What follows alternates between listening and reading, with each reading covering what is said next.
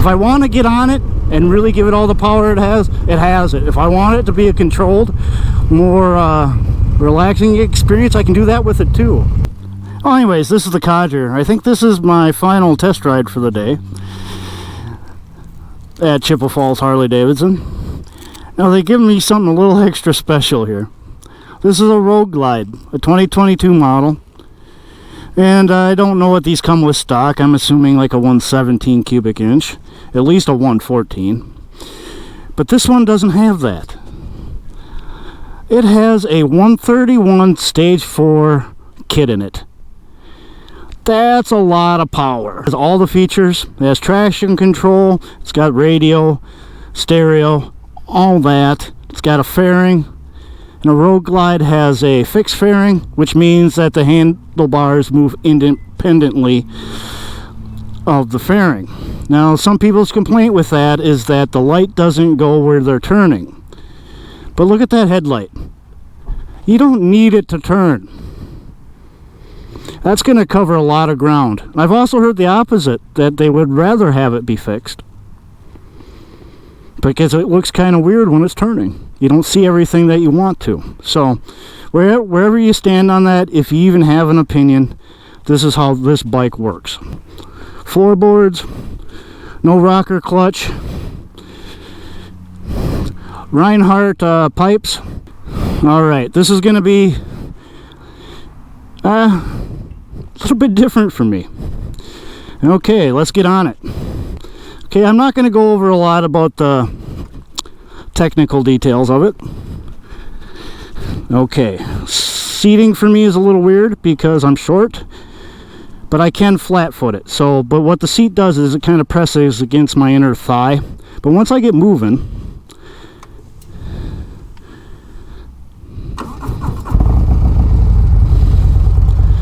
I gotta lift my feet up anyways. It's got your traction control, you can put on the radio, a lot of different things. And it also does something with the brakes. You got to compress the, if you're like on a hill, you compress the brake, it will lock it. And what you have to do to release that, I believe, is let go of the, not let go of it, but let out the clutch. Now the fixed fairing might be a little bit weird to some people.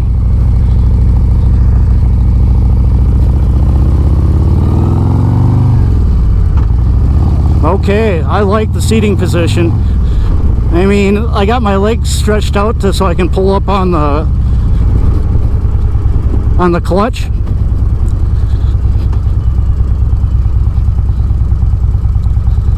Which I do like. And this bike feels pretty well balanced.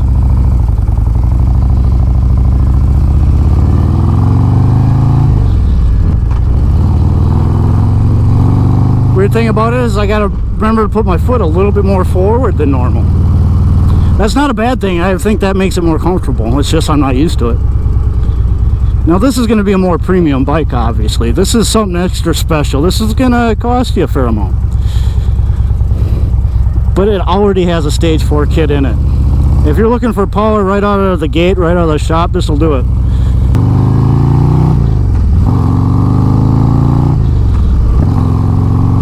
And the pipes sound pretty good. I can hear kind of like not a pop exactly, but kind of like hell yeah, get me going kind of noise. Now this is definitely a long touring type of motorcycle. You could ride on this comfortably all day. Now that I'm in the seat, my feet are off the ground, it's totally comfortable. My legs are nice and tight against the gas tank, which is where you're supposed to put your knees. This thing has plenty of torque and horsepower. This bike is not going to be any problem to get moving. Even though I know it's going to be weighty.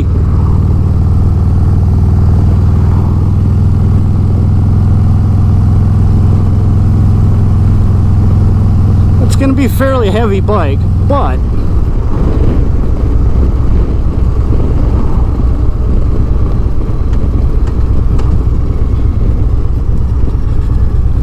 but it's balanced really well and it doesn't feel all that heavy.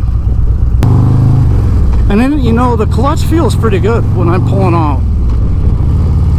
And it handled those train tracks pretty well. I hardly felt them. I felt them, but hardly.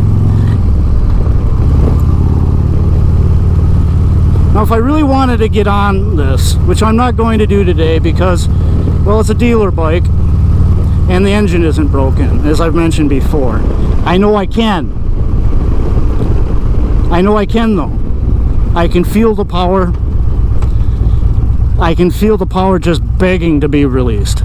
Holy crap, this is a lot of fun. I kind of want to ride this one all day. I told him I wouldn't take a bike to Menominee, which is I don't know, half hour away, 45 minutes or something like that, depending on which way I go and how fast I'm going, of course.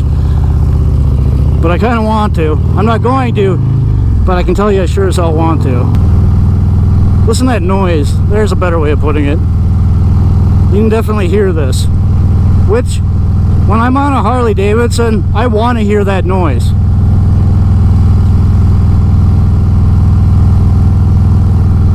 I like listening to the engine.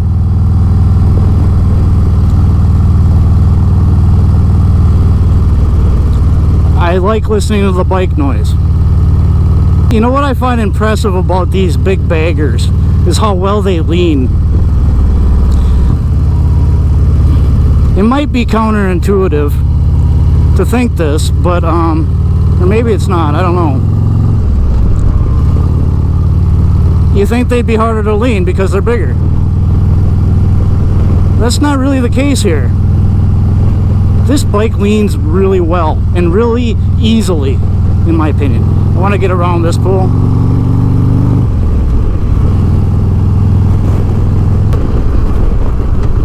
Now this would be the one I'd want to get out of all the three that I test rode today. I test rode an 883 Sportster, 117 cubic inch Lowrider S. But this is the bike I'd want to get. I know it's going to cost a lot, but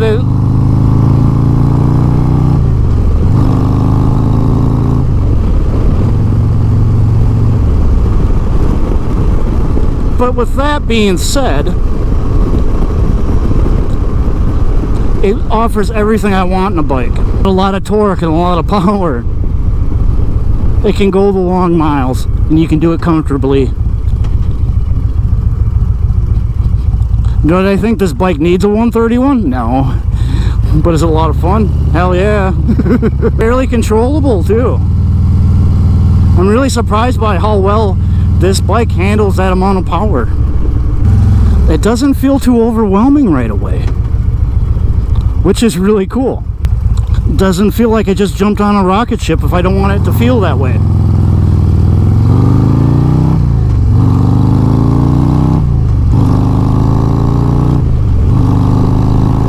But if I want it to feel that way,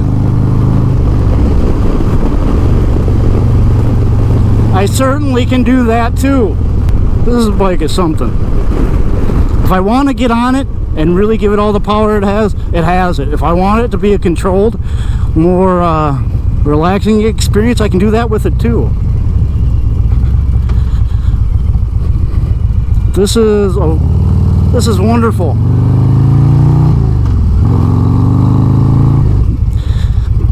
Oh boy.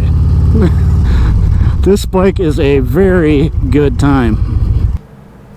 This bike starts out at $27,449 US in vivid black with a chrome finish, and you can spend all the way up to $3,230 US for the Apex color combination with a black finish. For whatever reason, the black finish costs more than the chrome finish and all the different color combos. But this bike was awesome. It was so much fun. It was so comfortable. It was so easy to ride. And the 131 kit, I was really kind of impressed with it because it behaved like two different animals depending on what you wanted it. If you wanted it to be docile and a nice easygoing ride, it was. but you could always feel that undercurrent of power just bubbling and waiting to get released. And if you wanted to use it, it was immediately there. I was impressed with that. It was so cool. And this bike didn't come from Harley production, Harley manufacturing.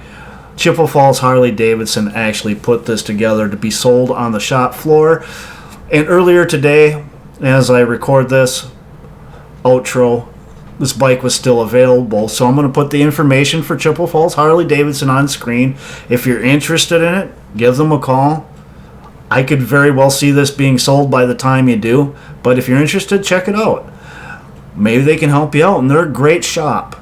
And I will always say this because they don't sponsor me. They don't pay me to do this. But I love the shop because of how they have always treated me. And they give me the opportunity to test ride cool bikes with 131 kits in them. I mean, how cool is that from a shop? Not every shop is going to let some random dude test ride bikes for their YouTube channel. So I highly recommend you give them a call.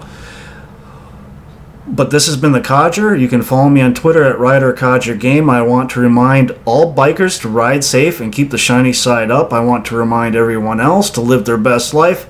And to everyone, please thank a veteran or active service member for their service. They have earned your respect and gratitude. Have a great one. Man, what bike do I ride? The Fat Boy? Or the Low Rider? I don't really know. Probably the Fat Boy. The Low Rider's a lot of fun, but I'll tell you what you can do. You can like, comment, and subscribe, and share, while I try to decide which one I'm gonna ride. It's the best problem to have.